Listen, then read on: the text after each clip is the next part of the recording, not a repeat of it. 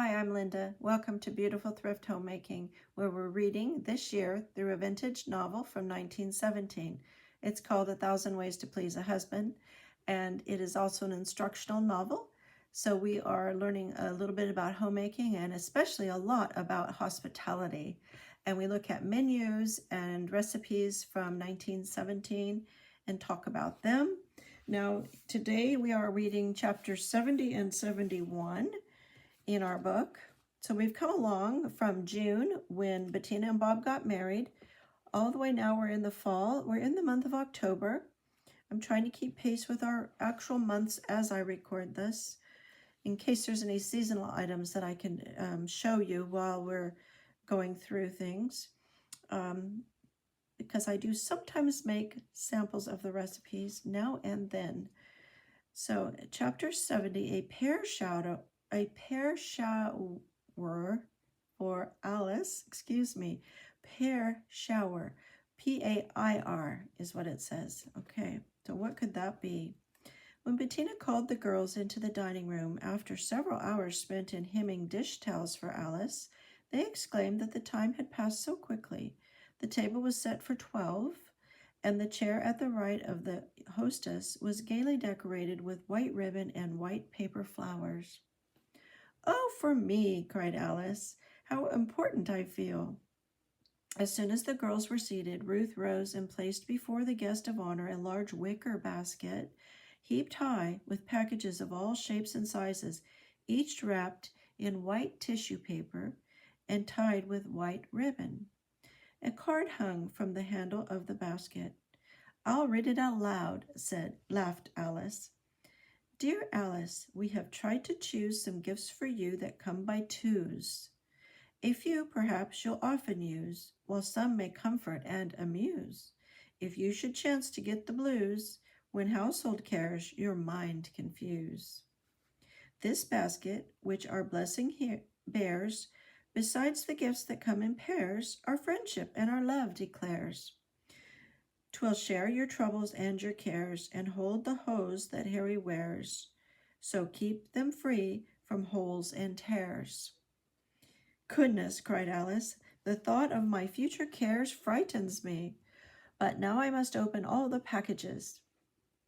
She discovered a salt and pepper shaker, a pair of guest towels, a pair of hose, a sugar bowl and a creamer, and many other gifts in pairs. It was a long time before the girls could calm down sufficiently to eat the luncheon that Bettina, with Ruth's assistance, set before them. Bettina served Bettina's tuna salad, date bread sandwiches, salted peanuts, maple ice cream, white cake with maple icing, and coffee. And in this book we have the recipes for tuna salad, salad dressing, date bread, maple icing, and salted peanuts. All right. Now on to reading chapter 71 before we discuss the two chapters. Chapter 71 is called Bob Makes Popcorn Balls. "Oh, I forgot to tell you, Bettina," said Bob at the dinner table. "The Dixons are coming over this evening.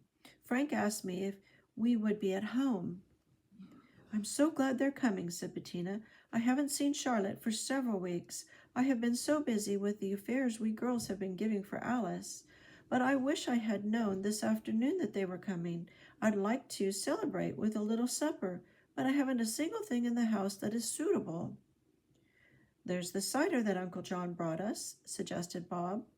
"Yes," said Bettina, "we might have cider. But what else?" "I'll tell you," said Bob. "I'll make some popcorn balls. I've made them before, and I know exactly how." "I'll help," said Bettina. "No, I won't need you at all. I'm the chef." "Well, Bobby, at least you'll let me look on. May I be doing the dishes at the same time?"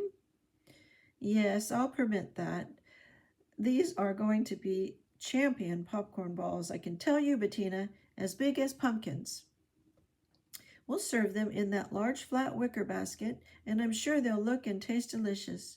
But we must hurry, Bob. It's after 7 now." For dinner that night they had boiled ham, mashed potatoes, chili sauce, creamed onions, hot scones, prune blancmange, with cream. All right, and so we have the recipe for the broiled ham, the scones, and the prune blancmange. And I will discuss those recipes with you in just a sec.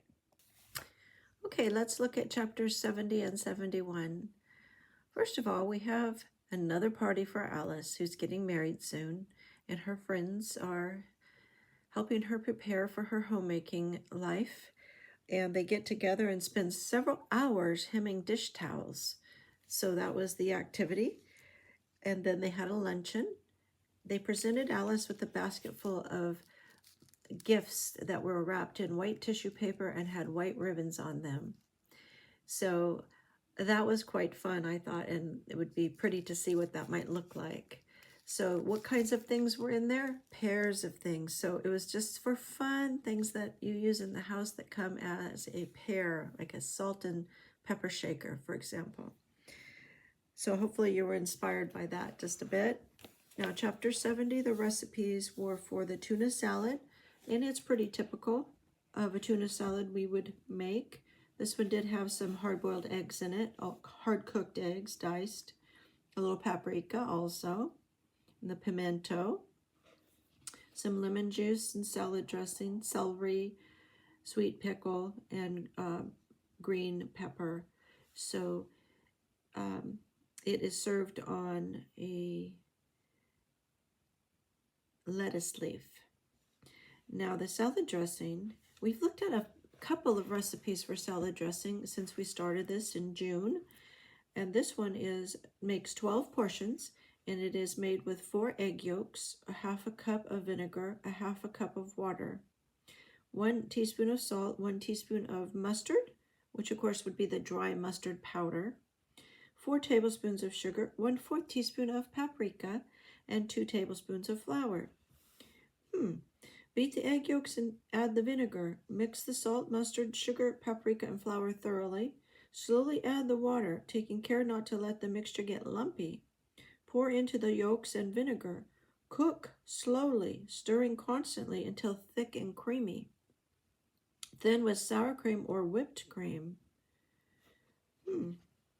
That is very, very different in that it has flour in it and that it's cooked. So that's one of the salad dressing recipes that we have in the book. We have a date bread recipe again. We've had dates used in recipes before and in breads before. This one is half graham flour and not half, I'm sorry. This one is 1 cup of graham flour to 2 cups of white flour. So it's 1/3 of graham flour, which is a whole wheat flour. Then 3 teaspoons of baking powder. 3 teaspoons is the same as 1 tablespoon. 1/3 cup of sea sugar, which we found out is light brown sugar. 2 teaspoons of salt, 1/3 pound of dates cut fine, 1½ cups of milk, and 1 egg. Then the directions are to mix the flour, baking powder, sugar, salt, and dates ground fine. Beat the egg with a fork and add the milk. Pour slowly into the dry ingredients. Mix thoroughly and pour into 2 well-buttered bread pans. Allow to stand 15 minutes. And then bake 40 minutes in a moderate oven. Oh my, I almost said microwave oven. There were no microwave ovens in 1917. Allow to stand 15 minutes and bake 40 minutes in a moderate oven, which we've determined is probably about 350 degrees. When cold, cut very thin and spread with butter for sandwiches. Date bread is better for sandwiches when 1 day old. All right, now we have a recipe for maple icing, and we see that it is served over a white cake. So how do you make maple icing? You take 1½ cups of maple sugar, 1½ cups of granulated sugar, 2/3 a cup milk, 1 teaspoon of butter, 1/8 a teaspoon of cream of tartar, which is a little white powder, cream of tartar. Cook all the ingredients together until a soft ball is formed when a little is dropped into cold water. Beat until creamy enough to pour on the cake. So this reminds me of candy making. Softball stage. Yep. but I love maple flavoring, and I think that that would be delicious on a white cake. Salted peanuts are a fried peanut. 2/3 a pound of shelled peanuts in 4 tablespoons of olive oil with 2 teaspoons of salt. Cover the peanuts with boiling water. Allow to stand for 15 minutes. Place 1/3 of the amount in a strainer, allowing remainder to stay in water, and remove the skins. Prepare all the peanuts the same way. Place 2 tablespoons of oil in the frying pan. When hot, add the peanuts, stir constantly with a fork, and cook over a moderate fire 15 minutes. When brown, remove the nuts. Add another tablespoon of oil and another third of the peanuts. Continue until all the nuts are cooked. Add the salt. Lard may be used in place of oil, but the latter makes the nuts taste and brown better. Okay, so that's it for chapter 70. Now for chapter 71, Bob makes popcorn balls. We have cider and popcorn balls being served for the Dixons, who are coming over for a late evening visit. And I like what Bob said here about the popcorn balls. He said, these are going to be champion popcorn balls, I can tell you, Bettina, as big as pumpkins. All right, so he says he doesn't need any help. He's going to be the chef, and he's going to permit Bettina to wash the dishes if she wants to while he's making those, because he does not need her help. He knows how to do it. So he's going to make the popcorn balls for that evening. But in this recipe, what we have in this book, what we have the recipes for are not the popcorn balls, as a matter of fact. No, we have broiled ham.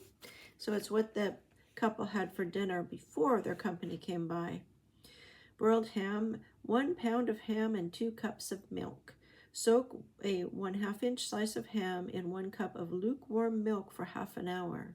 Drain and wipe dry. Place in a hot tin pan and cook for 5 minutes directly under the flame, turning frequently to prevent burning.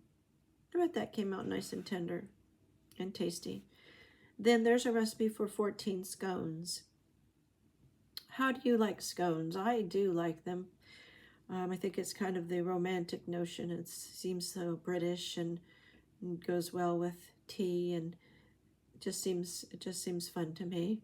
But scones: 2 cups of flour, 4 teaspoons of baking powder, 1/3 teaspoon salt, 2 tablespoons lard, 1 egg, 2/3 cup milk, 1 tablespoon of sea sugar, light brown sugar, and a 1/2 teaspoon of cinnamon. Mix the flour, baking powder, and salt. Cut in the lard with a knife. Add all but 1 teaspoonful of the beaten egg, then add the milk gradually. Mix with a knife into a soft dough. Pat into a square shape, 1/2 inch thick. Brush over the top with 1 teaspoonful of egg and sprinkle with the sugar and cinnamon. Mix thoroughly. Cut into 1.5 inch squares. Place in a tin pan and bake 12 minutes in a hot oven. So she made her scones in the shape of squares. I've always seen them in the shape of a triangle. Also, she brushed the top to make it shiny, and had the sugar sprinkled on top, sugar and cinnamon sprinkled on top. I was thinking about that with those little apple dumplings that I showed you last episode that I had made from the recipe before. And I thought these need something like that. They need like an egg wash on top, something to give a little shine, and maybe a little sprinkle of sugar and cinnamon on those apple dumplings would have been nice also. Then there's a prune dessert, and that is going to involve 2 tablespoons of cornstarch, 2 teaspoons of sugar, 4 tablespoons of cold milk, 2/3 a cup of hot milk, 1/4 teaspoon of salt, a 1/2 cup of cut prunes, 1/2 teaspoon of lemon extract, and a 1/2 teaspoon of vanilla. I think it's interesting in her recipes that so often she'll combine lemon extract and vanilla in the same recipe. Mix the cornstarch, sugar, and salt, and add the cold milk slowly. Gradually add the hot milk. Cook in a double boiler for 20 minutes. Add the prunes, lemon extract, and vanilla. Beat well and serve cold with cream. All right, so that's a cold dessert, that blancmange. I had that, I don't remember which chapter it was in, and I should have looked it up. It's coming to my mind right now that I should have looked that up for you and had that on the ready for this episode, because I had looked up how to pronounce that for one thing, because I wasn't sure, being that it's a French term, and I'm not that well versed in French terms. Here we go. So the blancmange is a has a gel-like texture. It's made with cornstarch or gelatin. It's flavored with vanilla, cooked on the stovetop, and chilled to set. It's a type of a, oh, okay, here we go. It's called blamage, blamage, blamage, and it's French for white eat. Okay, so that's the name of this prune dessert. In this case, it had prunes added. I wanted to tell you that I do live in an area of Northern California where we grow prunes. We grow French plums, which are dried, and then they're called prunes. And we have an orchard behind our property with those trees, and they were harvested recently. I took a couple photos of the fresh plum so you could see how it looks, and I cut it open so you could see what the inside looked like. It's very yellow inside. And then I had a bag of dried prunes with it so you could see how it changes when it goes through the dehydrator. And we do have some big one of the larger companies around here that does drying for the prunes that are grown in this area. So I'll attach some photos to the end of this episode for you on that. And I am having a little trouble attaching photos because my photos aren't syncing immediately from my iPhone to my iPad. And I'm filming on my iPad and uploading on my iPad. And my iPad is just not as powerful, and it takes longer to get things on there in the storage. And so I want to load the videos, and then the photos aren't there. So I've had quite a little bit of a challenge with that. One of these days when I'm not quite so busy with my job, I might actually spend some time learning more about posting on YouTube and all the tips and tricks and things, and maybe do a more professional job at it. But thank you for putting up with me thus far. I hope you've enjoyed the readings, and we'll be finishing the month of October. Let's see. There were so many chapters in October, as there have been for many of the months. And let's see, October had about 16 or 18 chapters, and it looks like we have still a couple more for me to, 4 more for me to read to you and post. And Friday, this is a Tuesday, and Friday's the end of the month, so I might be uploading just a group of videos pretty close together, just to round out the month of October. I am going to skip the 2 Halloween chapters unless the recipes are of particular interest, and that will speed us along a little bit better. All right, so thank you for joining me, and see you next time.